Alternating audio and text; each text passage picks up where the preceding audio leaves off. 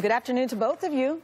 Good afternoon. Hey, Chanel. Noelle, let's start with you. A new article in the Washington Post is revealing more details about the circumstances of that interview with the New York Times. It says not a single aide or advisor was present at the table, and not a single aide or advisor knew about it in advance.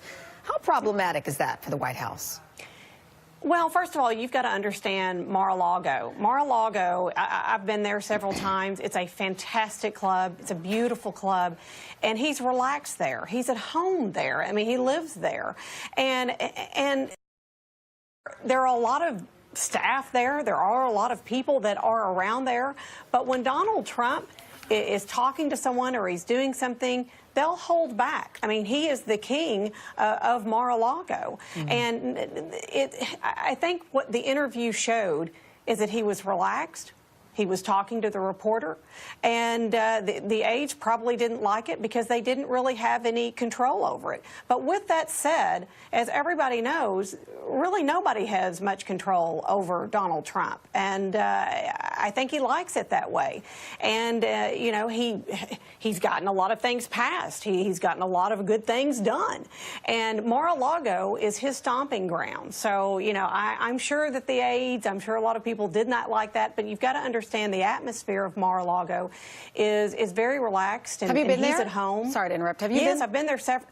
I have, and it's beautiful. It's a wonderful place, and you know, I've known many members there, and I've gone there, and it's a relaxing, beautiful place. And not only that, but a lot of the people that work there, a lot of the staff, have been there many years, and he's very good to his employees.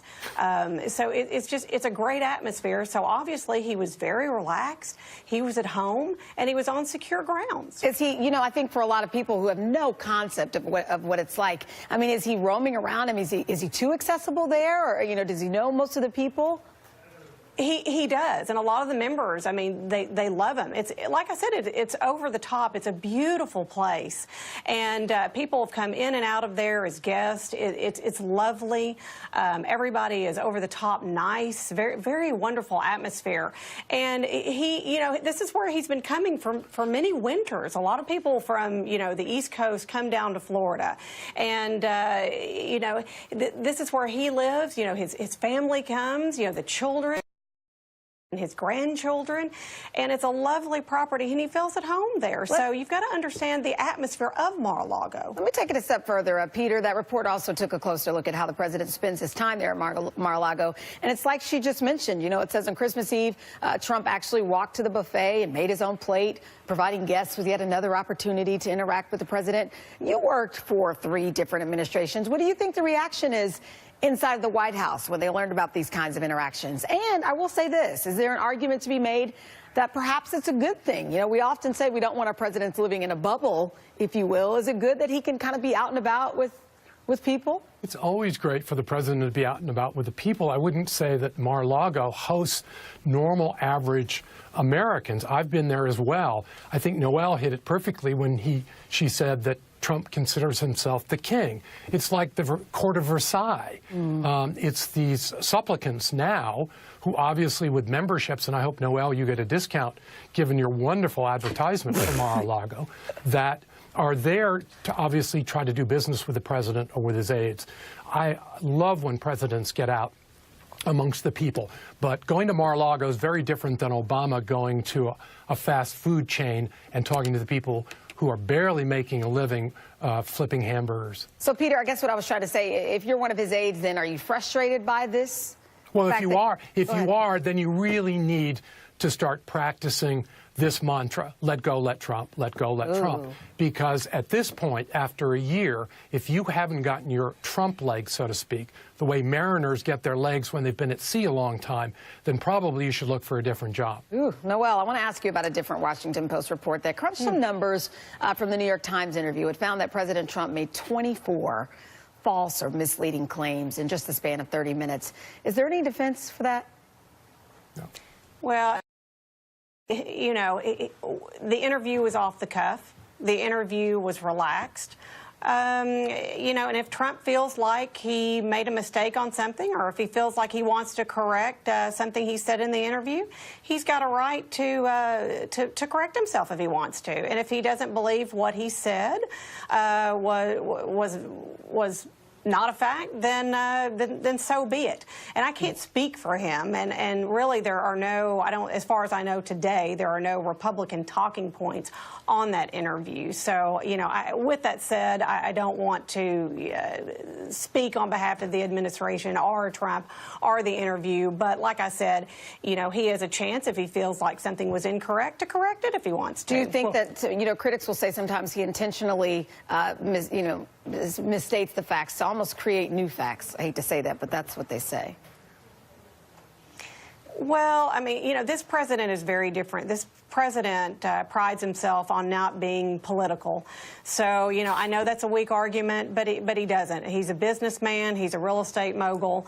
And what he said, I don't know. You know, to be honest with you, I really don't know. And I don't want to get myself into, you know, some sort of a conundrum on national television speaking for the president. I think it's the wrong thing for me to do. So. Peter, let's turn to 2018 and some numbers that have Democrats feeling optimistic. Look at this. Polls are showing Democrats with a distinct advantage over Republicans on a generic ballot, averaging a 13-point lead, according to 538. But you co-authored a piece recently for the Huffington Post titled "Democrats Are in Denial, Still in Denial." What are these polls missing, in your opinion? Well, they're missing a number of things. One, remember, the polls had Hillary Clinton winning the presidency, number one. Number two, cell phones. Number three, young people. And so ultimately, I don't believe in the polls any longer. And what Democrats are missing is that if we're going to rely on history, because history's on Democratic side in terms of midterm elections, and second, if we're going to rely on anti-Trump to win back the Senate and the House, then we're in somewhat of a delusional state, much like somebody thinking that yelling at a brown bear who's got a cub is going to keep an attack at bay. We need more than just yelling, and I don't see any evidence of that, except Democrats on the House side are identifying and recruiting candidates for every targeted district, and Republicans have not. That's where the hope is, in my mind, not so much in the polls. Noel, Democrats need to flip 24 seats to gain control of the House and just 2 seats to gain control of the Senate. How worried should Republicans be about losing their majority? And then what's their move, their best move, in your opinion, at this point? Well, the best move, in my opinion, and by the way, I never agree with Peter, my counterpart, and I do. He made a fantastic argument, and I agree with him about the polling and about about the polling and about how Democrats, you know, are not looking. They need to look beyond. Well, that was interesting because wasn't there? Peter, did you mention? I don't know if I heard you correctly. That there's a percentage of young people who are missing from that polling. Yes. I thought, but wouldn't they skew? Yep. On the Democratic side? Yes, if they turn out and vote. But we had a big problem in 2008 and then again in 2012. The Obama administration, of which I was actively supporting, we never had a call to service. We never engaged those millions of students and young people that came into the campaign. So whether or not they'll get re-engaged this coming 2018 elections or in 2020 is anybody's guess. Noel, let me give you the last word here. Sure. Go ahead. Well, one of the things that we're looking at is the party's ability to attract more women. You know, I think notoriously there's been a couple of articles that we're losing among college-educated women. We're losing in that demographic. And I think that one of the things that we can do for the GOP to secure, you know, a continued success with a dominance over the House and Senate is to try to recruit more women on the GOP ticket so that we can help with recruiting. And with that said, the RNC, it's not like we're taking anything for granted. They have outraised the DNC by leaps and bounds. They have one of the healthiest fundraising initiatives going on right now as we speak. So I think they're gearing up, ready to hang on and to keep the lead in both the House and the Senate.